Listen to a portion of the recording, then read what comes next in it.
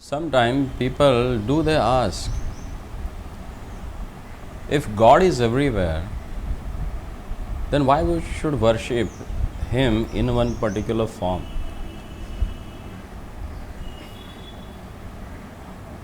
Yeah, that's true. Lord says that He is everywhere. He is present everywhere. And in Bhagavad Gita there are 82 different vibhutis He has explained. That you can see Him everywhere in this particular form, in that particular form. But He is omniscient, omnipresent, and omnipotent. Then why do worship Him in one particular form? Actually, this same question was answered by Sripad Ramanujacharya. And very nicely he has answered. And it to whom? He has answered to Ghazni Muhammad, a great inventor who came to invent this land of Bharatvarsha. What happened?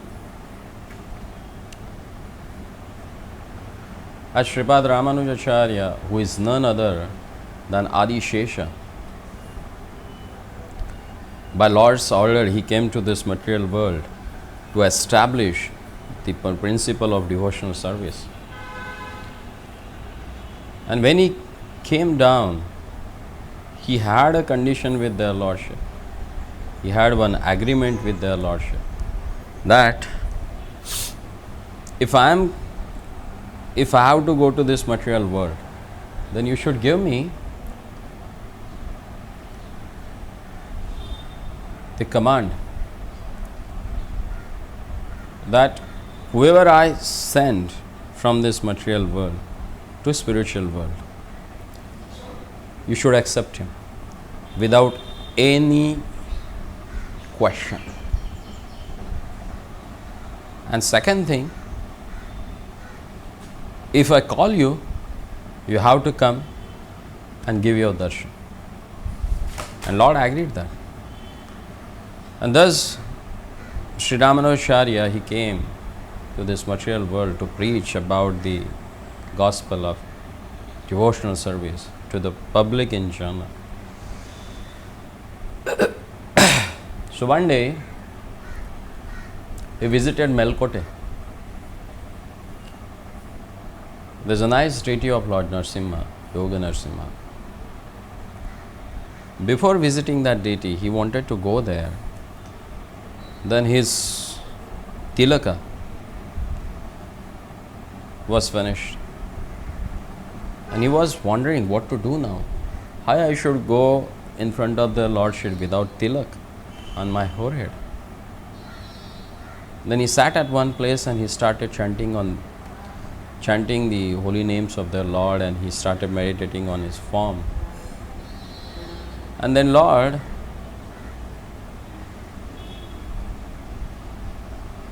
he spoke to him, Ramanuja, I'm there in this hill. You just go and dig that particular place, and I'm there. And he went there. He called the nearby villagers, and they started digging. And when they started digging that earth there, they saw that that earth has turned into white powder. And everything was coming out. And he was amazed. Rather than brown earth, they started getting all white earth inside. And at one particular depth, they saw the beautiful form of their Lordship. He just took them out. He took that form in his hand and he started looking at him and he said, who is this? Then that form of deity, the form of the Lord, started speaking to Ramanuja.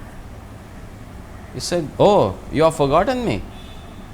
He said, no, I really don't know. Who are you? And how you have come in this particular form? The deity said, Ramanuja, you are Lakshmana in Treta Yuga. And I am Ramapriya Bhagavan.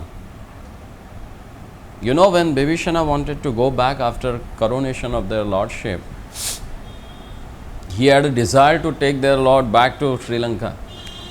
Then Lord presented him with the deity of Ranganath. And there he took the deities from Ayodhya. Then Lava and Kusha, they came and they asked, "Oh Father, whom we should worship? If you have given Ranganath,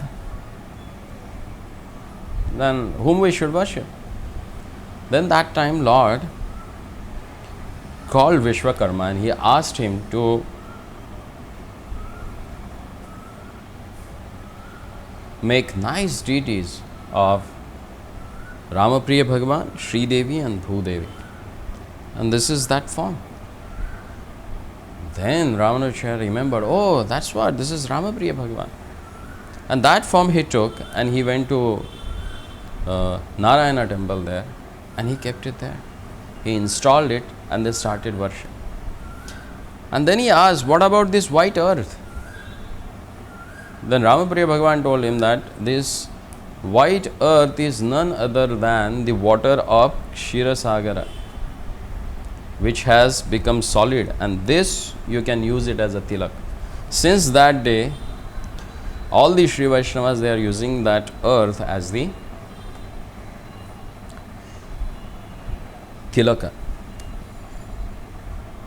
So after installing that deities, Sripad Ramanujacharya, he went back to Ranganathpuri.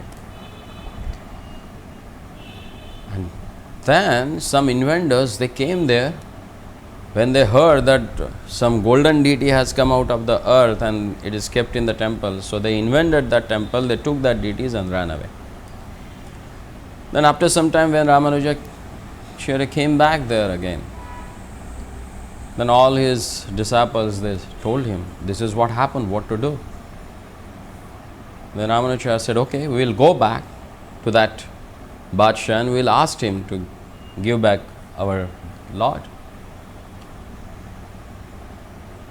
So all they started towards Delhi. And those days they never had any trains or planes where they can fly or go. But they have to walk all the way.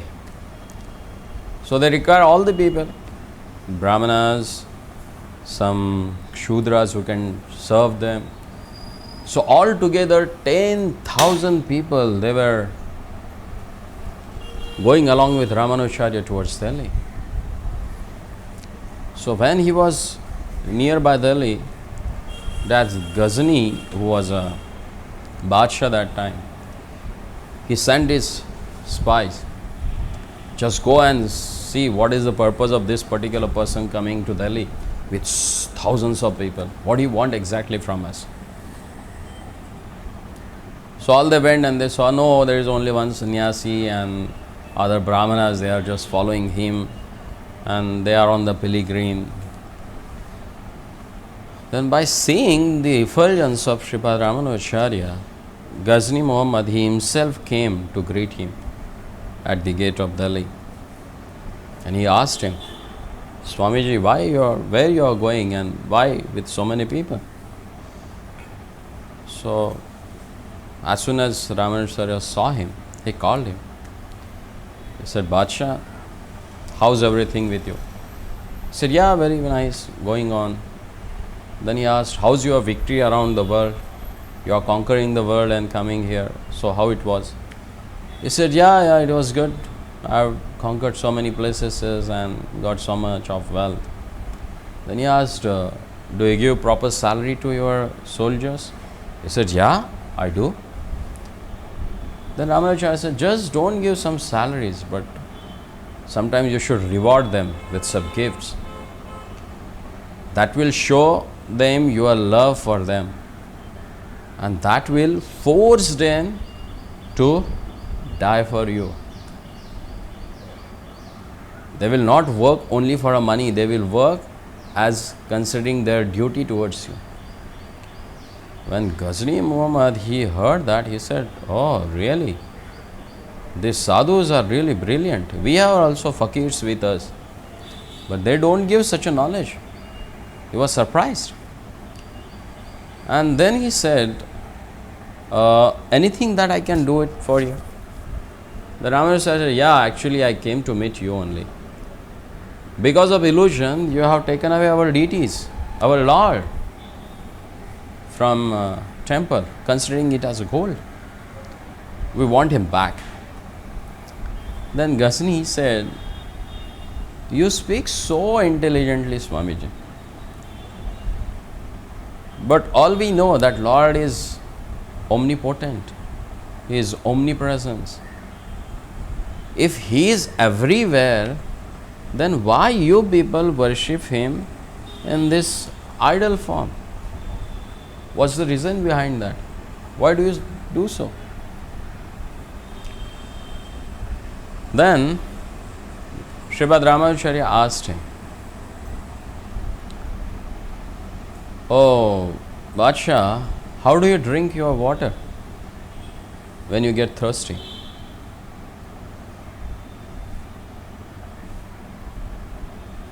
He said, I just call my servant and ask them to fill this particular pot with the water, and I drink water through this.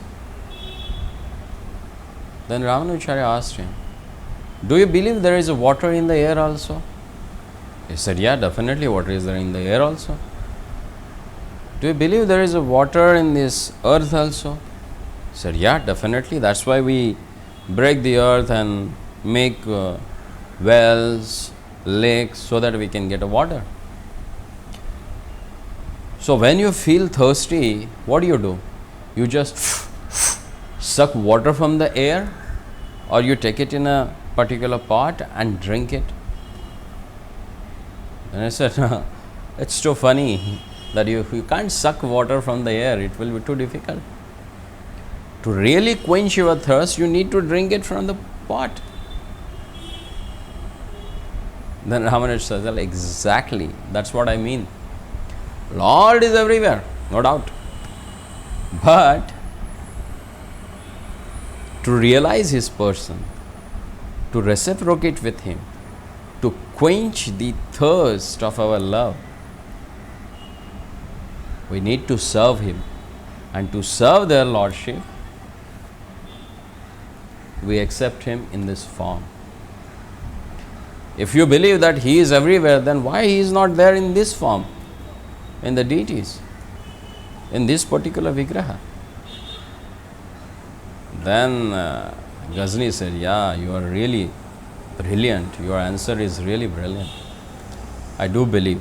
And he accepted that. So, if Lord is everywhere, then why he is not there in this Vigraha, in this particular form? That's the reason. We worship their Lordship in this particular form so that we can reciprocate ourselves, we can reciprocate our propensities with their Lordship. Because Lord is reciprocally respondent.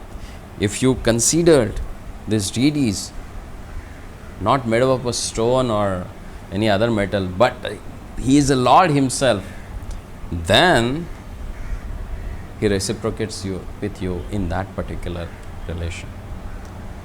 And that's why we worship the deity, not the Lord who is present everywhere, whom we can't realize or see, but here in this particular form where he is reciprocating with you, we serve in that particular form. Hare Krishna.